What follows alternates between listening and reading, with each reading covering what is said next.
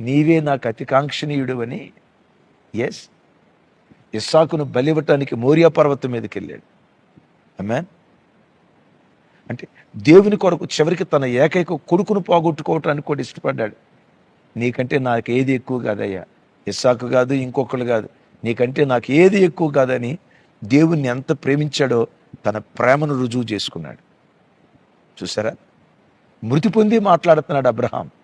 తమ్ముడు, తన కొడుకునే కోల్పోవటానికి ఇష్టపడ్డాడే. నిన్నొక మాట అంట, నేను దేవుని ప్రేమిస్తున్నాను అన్న నీ జీవితంలో నీకున్న దురలవాట్లు ఇంకా నువ్వు విడిచిపెట్టలేకపోతున్నావా? నీకున్న వ్యసనాలు విడిచిపెట్టలేకపోతున్నావా? నీలో ఉన్న పాపపు స్వభావాన్ని ఇంకా విడిచిపెట్టలేక బలహీనుని ప్రభా ఈ బలహీన ప్రార్థనలు చేస్తున్నావా? నీ జీవితంలో కూడా నువ్వు మృతి పొందిన తర్వాత కూడా రాబోయే తరాలు నీ భక్తి జీవితాన్ని గురించి మాట్లాడుకోవాలి. ఆమేన్. ఎంతోమంది భక్తులు ఉన్నారు, యుద్ధానికి వెళ్ళేటప్పుడు నాకు జయాన్ని ఇస్తే ఏది మొదట నన్ను ఎదుర్కొంటుందో దాన్ని నీకు అర్పణగా అర్పిస్తానయ్యా. జయోత్సవంతో తిరిగి వచ్చాడు. ఏకైక కుమార్తె మారు మాట మాట్లాడకుండా యెహోవాకు మాట ఇచ్చి ఉంటుని గనుక వెనుతీనని కుమార్తెను అర్పణగా అర్పించడానికి సిద్ధపడ్డాడు. జీవితాంతం కన్నికగా మిగిలిపోయింది. యొఫ్తా అనేవాడికి వంశాంకురం లేదు.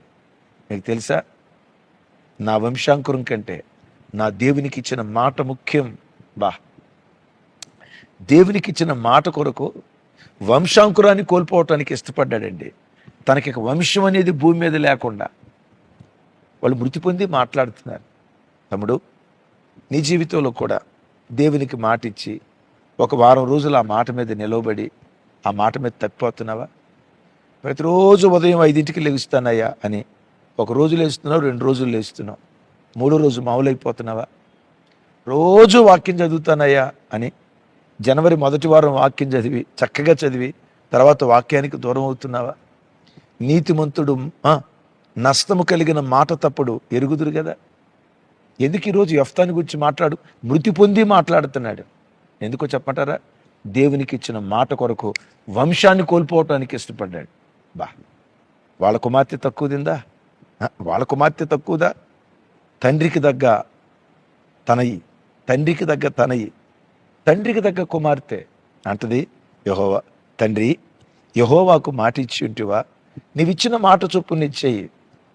తండ్రి దేవునికి ఇచ్చిన మాట నిలవబెట్టడానికి ఓ యవ్వన బిడ్డ బ్రతుకు కాలమంతా దేవుని మందిరంలో కన్నికగా మిగిలిపోయింది. చెల్లి, తమ్ముడు, ఎందుకు వాళ్ళు మృతి పొంది మాట్లాడుతున్నారు? ఒక యవ్వన బిడ్డ బ్రతుకు కాలమంతా దేవుని కొరకు నపుంసకురాలైపోయింది.